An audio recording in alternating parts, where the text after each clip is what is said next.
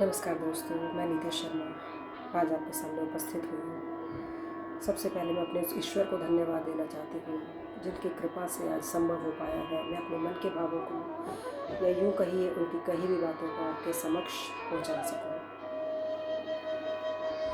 जी हाँ दोस्तों, ईश्वर देते हैं कुछ संकेत और हम उनको पहचान नहीं पाते। मेरे साथ अक्सर ही सुबह उठ के कुछ ना कुछ बात मन में आती है। कोई ना कोई ईश्वर संकेत देता रहता है, कोई ना कोई ऐसी बात जिसका कुछ गहरा अर्थ निकलता है और मैं उसको व्यक्त करना चाहती हूँ, लोगों तक पहुँचाना चाहती हूँ, लेकिन समय की व्यस्तता के कारण समय ही नहीं निकाल पाती हूँ। ईश्वर देते हैं कुछ संकेत, उसके तहत मैं आपको एक वाक्य सुनाना चाहती हूँ। हमारे पड़ोस की बिल्डिंग में एक भाई साहब रहते हैं। अक्सर ही ज़ोर से फ़ोन पे ज़ोर से बातें करते हैं। जैसा कि आप सभी जानते हैं आजकल हम किस दौर से गुज़र रहे हैं। बहुत अच्छा कारोबार है उनका। जिस तरह वो बात कर रहे थे मैं आपके सामने रखना चाहती हूँ। उनकी बातों से लग रहा था कि उधर किसी वर्कर का फ़ोन आया है और वो उनसे कुछ पैसों की डिमांड कर रहा है। तो बड़ा अजीब सा मुँह बना के बोलने लगे कि भाई अभी बड़ी दिक्कत है, हमारे भी बहुत खर्चे हैं, करो किसी तरह भी गुजारा, खाना तो बाहर से मिल ही रहा है, और क्या चाहिए। मुझे सुनकर बड़ा आश्चर्य हुआ क्योंकि हर साल बड़ी बड़ी संस्थाओं में बहुत सारा पैसा दान में देते हैं और सुनने में जैसा आता है मंदिरों में जाकर बड़ी धन दौलत भी ईश्वर के ऊपर चढ़ाते हैं। जी हाँ, लेकिन वो ये नहीं जानते ईश्वर उस पैसे के लिए उस पैसे का बिल्कुल भूखा नहीं है। प्रभु कभी नहीं चाहते कि आप उनके ऊपर जाके पैसे चढ़ाएं। बड़ी बड़ी संस्थाओं में पैसा देने से आपका समाज में तो नाम हो जाता है, लेकिन अगर आप एक दुखी की, एक मजबूर आदमी की मदद करते हैं, उससे जो आपको सुख मिलने वाला है, वो जो आपका बैंक बैलेंस जुड़ेगा, उसके बारे में आपने शायद कभी नहीं सोचा। जी हाँ, मैं इसके बारे में आपको समझाना चाहती हूँ। मंदिरों में जाके हम बहुत सारी धन दौलत चढ़ाते हैं, लेकिन वहीं कहीं बाहर एक गरीब, जब हम बाहर निकलते हैं, अक्सर आपने देखा होगा मंदिरों के बाहर भीड़ लगी रहती है, कुछ पैसा मांगने के लिए भूखे हैं, ये वो सब, और हम उनको चल चल करके आगे ऐसे ही निकल जाते हैं। शायद कभी आपने सोचा है इस बारे में कि उसको शायद इस पैसे की ज़रूरत ही हो। आपको लगता है कि शायद ये उसकी रोज़ की आदत है, लेकिन क्या हम 100-200 रुपये, 1000 रुपये, 10 रुपये, 20 रुपये उसके ऊपर खर्च कर भी देंगे तो क्या हमारे भंडार कम हो जाएंगे?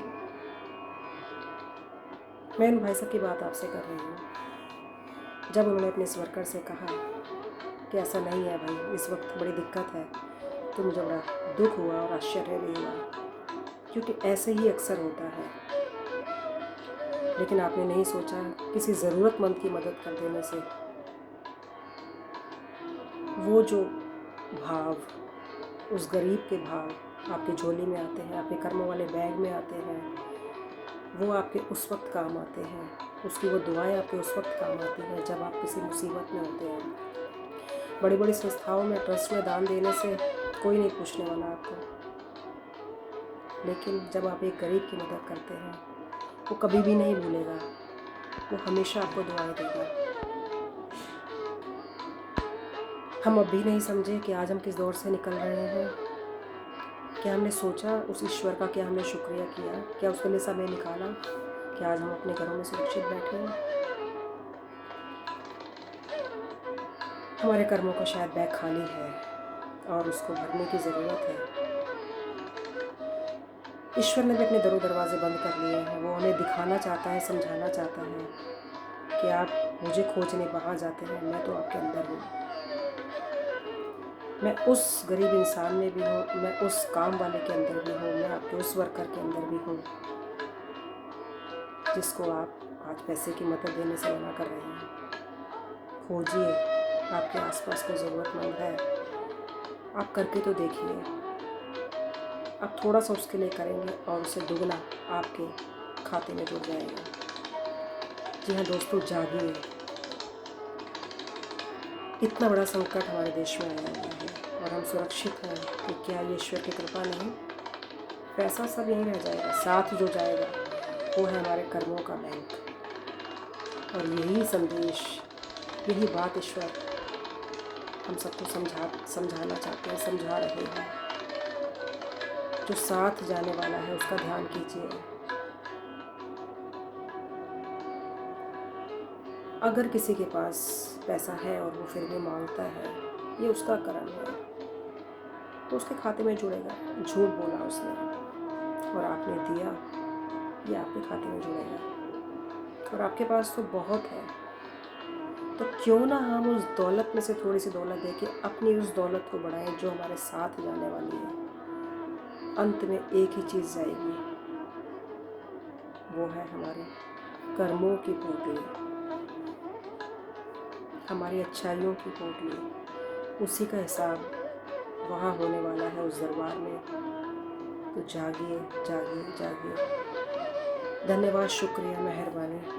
अगर आपने अंत तक मेरी इस वीडियो को देखा, समझा। अगली बार हम आपसे फिर मिलते हैं। नमस्कार।